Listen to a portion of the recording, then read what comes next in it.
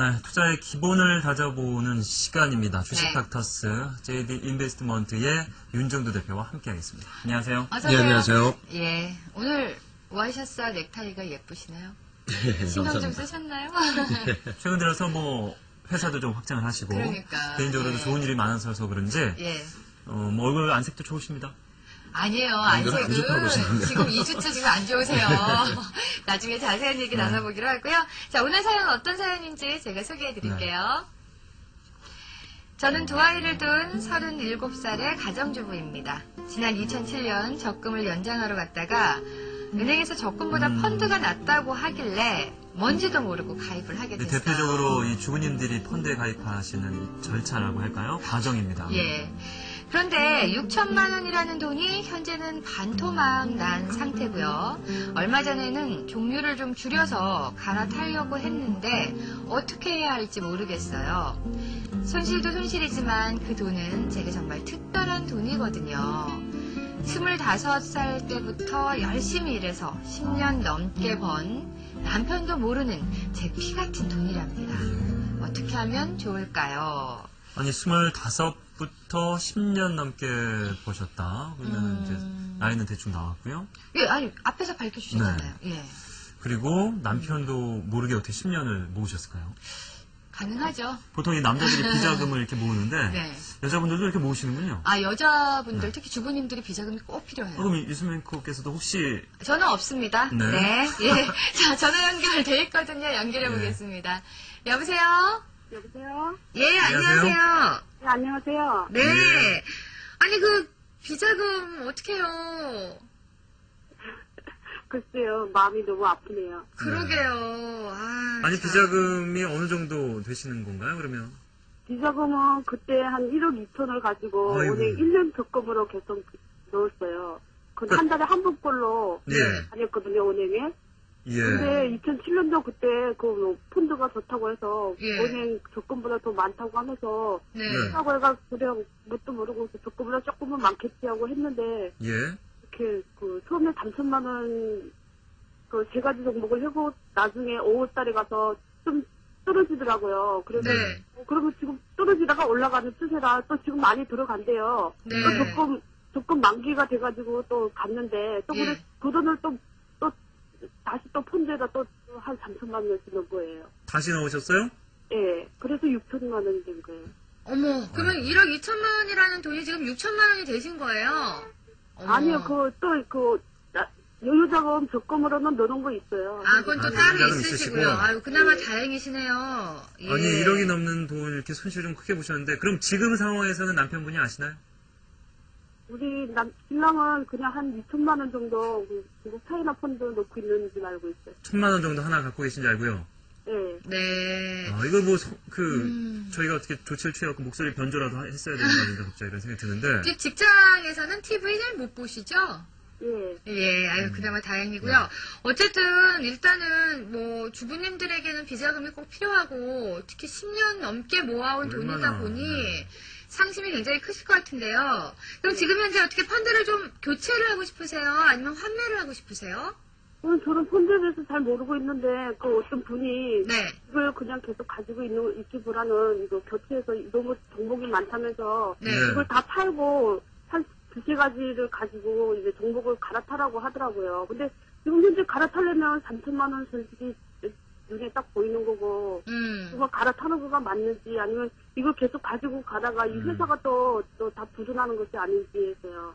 네. 알겠습니다. 알겠습니다. 저희가 이제 어떤 펀드에 가입돼 있는지 알고 있는 상황이고요. 이 펀드에 대해서 자세히 조사를 해왔으니까요. 펀드 지금 뭐 갖고 계신 궁금증 해결해 드리도록 하겠습니다. 네, 감사합니다. 네, 고맙습니다. 고맙습니다. 네.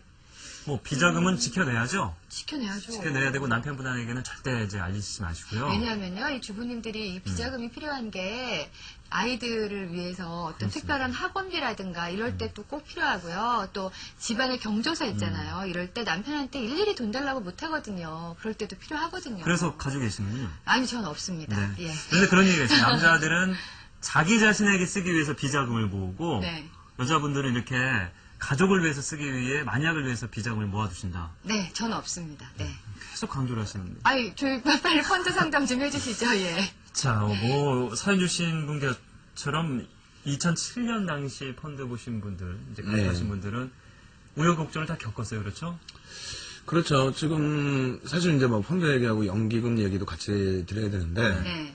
연기금 쪽 같은 경우에도 2003년 이후부터 해서 설정액 기준을 상당히 주식 비중을 높여놨었습니다. 네. 얼마 전에 이제 3월 달에 기준에서 이제 다시 그 설정액 기준에서의 변동폭 부분을 플러스 마이너스 7%로 확대를 했거든요. 예. 근데 3월 내내 연기금을 매도를 했어요. 그렇게 된다면은 플러스 마이너스 이제 지금 현재 설정 기준이 이제 17%인데 네. 그 중에서 이제 7% 마이너스권까지 잡으면은 10% 기준까지는 줄일 수 있다. 그래서 현재 그 국민연금 비중 12% 기준에서 조금 더 이제 줄어들 가능성도 좀 우리가 생각을 해야 됩니다. 근데 이 부분을 말씀드린 이유는 정책적인 부분이 많이 바뀌었다는 거죠. 그러니까 이제 그 펀드 관련해서의 정책도 2005년도에 펀드의 열풍을 다시 불러일으켜 왔고요. 네. 이 부분에 대해서 2006년도에는 환율 방어의 목표가 좀 있었던 것 같습니다. 해외 펀드에 대한 비과세. 네. 그리고 2007년도에 역시 마찬가지로 이제 또 펀드 가입을 안 하면 좀 주변에서 왕따를 당하는. 맞아요, 예.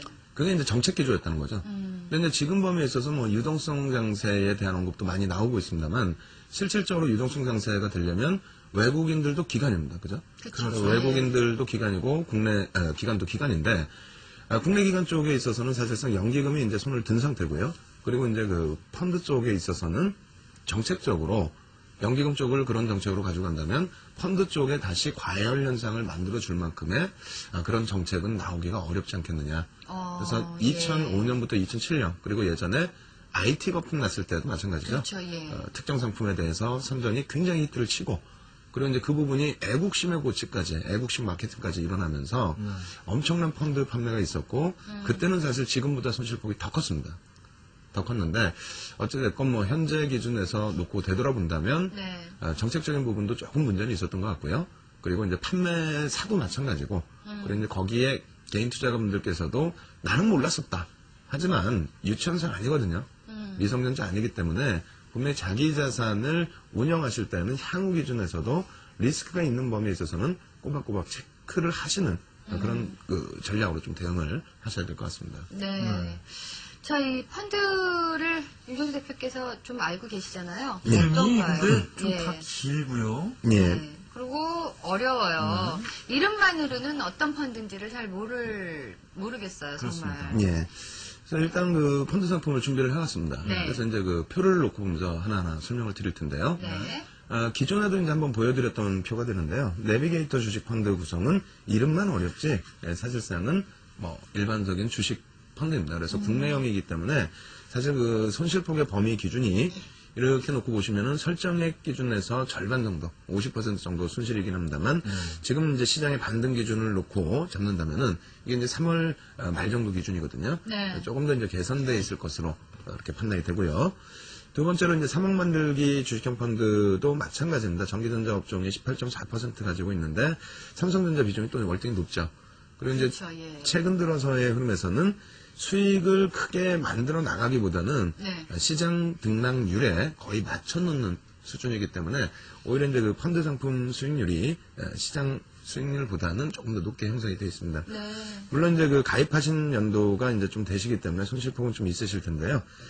그렇다 손 치더라도 해외 펀드보다는 조금 그나마 긍정적이고요. 그리고 하이 지주회사 그 펀드 구성과 수익률 부분인데 지금 펀드 구성 쪽부터 먼저 놓고 보겠습니다. 네. 이 부분은 이제 그 지주회사 플러스에서 핵심 계열사의 비중 이런 부분들을 이제 확대하는데 지금 이제 둔화 국면일 때는 이제 그 준지주회사 비중을 좀 더 확대하는 그런 국면이 되겠죠. 어찌됐건 이쪽의 그 손익률 기준도 그나마 상대적으로 시장 수익률, 손익률 대비해서는 좀 방어를 하고 있습니다. 네. 결론적으로 말씀을 드린다면은 그나마 이제 국내형 펀드를 갖고 계시기 때문에 중국 관련 펀드나 뭐 베트남 관련 펀드 이런 쪽 가지고 계신 분들 또 러시아 관련 펀드 가지고 계신 분들이 60-70% 이상 손실이 손실, 엄청나죠. 그죠? 예. 거기다 이제 환해지 부분에 있어서의 추가적인 네, 손실, 맞아요. 예. 그 부분은 이제 좀 벗어나셨다는 거예요. 일단 다 국내 펀드죠? 네, 예. 그렇습니다. 근데 이제 뭐 지금 현재 기준에서 이제 금요일 기준점에서 놓고 볼 때 네. 오늘 국내 증시의 수급은 일정 부분은 긍정적이라고 할 수 있겠지만은 글로벌 아시아 쪽 전체가 지금 혼조세입니다. 네. 그리고 이제 다소 이제 과열스러운 부분도 있기 때문에 이것이 이제 고점이 돼서 뭐 횡보 이후에 다시 갈지 아니면 가격 조정이 나올지 이 부분이 좀 중요한 구간이긴 합니다만 네. 지금 이제 가지고 계신 분은 사실상 주식이나 펀드에 대해서 전혀 지식이 없으신 상태이기 때문에 네. 그래서 이제 은행원께서 권유해 주시는 그 정도 기준에서 이제 움직이셔야 되기 때문에 네. 그렇다면은 마음을 한번 좀 강하게 잡고 예. 그리고 이제 나서 한 50% 가까이 정리를 하셔야 되는데요. 아. 지금 기준에서는 사실 뭐 확장 국면으로 더 올라선다 할지라도 네. 상승률은 다소 제한적일 걸로 보고 있습니다. 네. 그래서 일단 뭐 지금 당장 좀 아쉬움이 남으신다면은 시장에 이제 조정이 나오기 시작하면은 굉장히 또 공포스러운 내용들이 막 쏟아져 나오거든요. 그렇죠. 예전 같으면 뭐 적당히 보면 되는데 그냥 막 정보가 넘치다 보니까 이것저것 다 들립니다. 그럴 때 이제 뭐 후행성으로 막 뒤늦게 정리하시기보다는 첫 번째 이제 그 좀 전체적으로 시장이 흔들리는 모습이 나온다면은 그래서 뭐 다음 주 정도쯤에는 일단은 뭐 절반 정도는 환매를 하시는 게 낫지 않을까 이렇게 말씀을 드리겠습니다. 절반 정도 환매를 한다면 어떻게 종류를 줄일까요? 아니면 금액을 줄일까요? 일단 종류 부분에 있어서 이제 동부 상품을 하나 말씀을 안 드렸는데 네. 동부 상품은 나름대로 이제 2007년도에 굉장히 조금 좋은 상품을 만들어내기 위해서 설계를 한 건데 네. 아무래도 그 상품은 조금 손실률이 더 깊을 걸로 보고 있습니다. 아. 오히려 이제 그 파생에 관련된 그 내용도 일부 포함되어 있는 것으로 알고 있는데요. 그 부분에 대해서 동부 상품 좀 정리를 하시고요. 네. 나머지 부분은 거의 비슷비슷합니다. 지금은 뭐 펀드의 우열을 가리기가 굉장히 어려울 정도로 그렇죠. 네. 흘러가고 있기 때문에 일단은 상품을 하나씩 떼어내시는 게 오히려 나을 것 같습니다. 네. 손실률이 많은 쪽으로 정리를 네, 하시는 그렇습니다. 게 좋을 것 같네요. 예. 낙폭이 가장 큰 종목을 우선적으로 그리고 낙폭이 비슷하다면 최근 들어서 상승률이 떨어지는 종목으로 네, 이렇게 정리를 해보시기 바랍니다. 네. 자, 뭐 비자금이라고 할지라도 애써서 가정을 위해서 쓰기 위해서 모으신 돈이었을 텐데 손실을 봐서 좀 안타깝습니다. 예, 그렇지만은 맞아요. 뭐 나머지 정리하신 이외의 종목 가지고 어느 정도 또 만회를 할 수 있을 거라는 기대감이 있으니까요. 네. 기운 내시기 바랍니다. 너무 의기소침하지 마시고요. 네. 자, 좀 아이들과 함께 맛있는 식사를 네. 해보시죠. 저희가 유희진님께요. 네, 시장이 약보합권으로 돌아섰네요. 지금 이제 파란불 들어왔습니다. 1275를 기록하고 있습니다. 네. 자, 윤정도 대표께서 이제 저희가 오프닝 때 살짝 얼굴색이 한 2주 정도 안 좋다고 말씀드렸는데, 이제 계속해서 약간 하락적으로 보셨잖아요. 네, 그렇죠. 예, 근데 이번 주에는 시장이 엄청 강했거든요. 그러니까요. 예. 얼굴색이 좀 좋아지셔야 될 텐데. 일단 뭐 제 얼굴색이 좋아져서의 문제가 아니고 네. 예를 들어서 이제 미리 그 고점을 그러니까 천에서는 뭐 또 굉장히 강하게 말씀을 드렸는데 그렇죠. 예.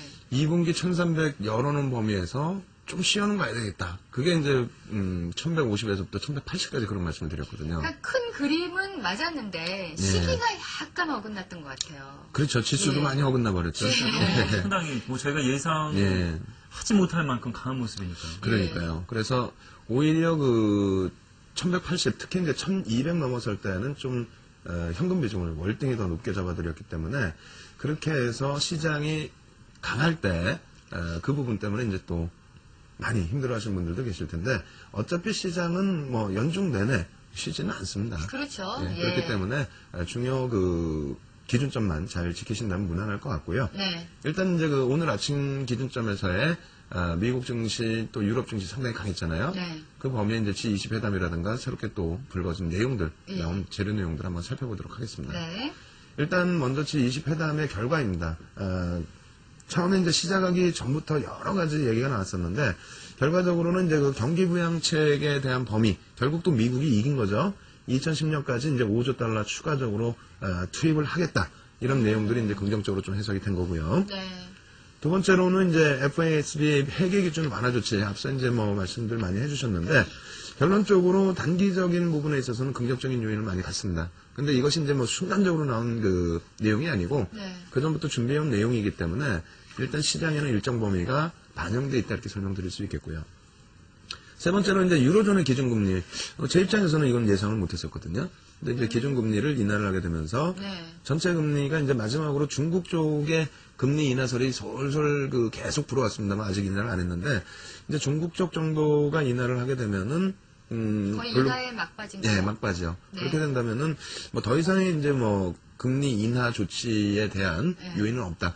예전부터 어차피 이제 금리 인하는 2008년 이후부터는 재료 내용이 되지는 않았습니다. 그렇죠. 다만 최대폭으로 이제 지원을 하고 있다는 걸 뭐 확인할 수 있는 범위가 되고요. 그리고 중요한 거는 이제 이제부터입니다. 그죠? 오늘 그 흐름은 아시아 쪽이 일정 부분 선반영되어 있는 데다가 이제는 좀 미국 쪽에 있어서는 빅3에 관련된 내용이라든가 그리고 이제 G20 회담에 대한 또 해석 이런 부분도 있어야 될 것 같고요. 우리나라 기준에서는 지정 확정 리스크, 북한의 장거리 로켓 발사 예정. 아무래도 이제 그 4일부터 8일까지 발사 예고일로 잡아놨는데 그렇죠. 날씨를 감안한다면은 대략 한 4일이나 5일 정도 되지 않겠느냐라는 게 우리 한국 정부의 발사 추정일입니다. 이 효과 부분을 놓고 보면요. 만약에 그 로켓 발사가 성공이 됐다. 예전에 대포동 2호가 좀 성공이 못 됐거든요. 예. 근데 성공이 되게 되는 경우라면은 그리고 또 인공위성이 아닐 경우에는 좀 악재 요인이 될 수가 있고요. 실패가 됐는데 만약에 이제 동해상에 추락하면은 그나마 낫습니다. 근데 일본 쪽 근처에서 뭐 추락이 되거나 한다면은 이것은 뭐 말로 표현할 수 없는 그렇죠. 상당히 좀 예. 충격적인 부분이 될 수가 있습니다. 그래서 일단은 그 우리가 예상했던 범위, 누구나가 예상했던 범위보다는 높을 거예요. 물론 이제 1100포인트대 중반 혹은 1200포인트대 흐름 여기서 이제 추세를 잡고 지금 범위 혹은 그 이상도 뭐 보시고 대응하신 분들도 계시겠지만은요. 제가 판단할 때는 대부분의 분들이 1000에서부터 반등 나올 때 992에서 반등 나올 때 목표치는 지금 월등히 넘었습니다. 그렇죠. 근데 이제 지정학적, 그 지정학적 리스크가 이제 막바지에 달해 있다는 거. 그리고 또 미국의 이제 빅3 문제도 뭐 엄청난 충격 요인은 아닐 것으로 보고 있지만은 지금 시장, 글로벌 시장에 조정의 빌미는 될 수가 있다. 그래서 이제 좀 순 좀 고르자. 그래서 여전히 뭐 70% 이상의 현금 비중으로 말씀을 드리겠습니다. 네. 뭐 가장 이 북한 문제와 밀접한 부분들이 이제 4일부터 6일 사이에 이제 발생이 될 것으로 보이는데 네. 가장 이상적인 시나리오는 위성이 발사가 되고 인공위성. 예. 네. 북한 영토를 벗어나지 못한 야산에 떨어지는 가장 이상적인 실패하고. 시나리오. 예. 예.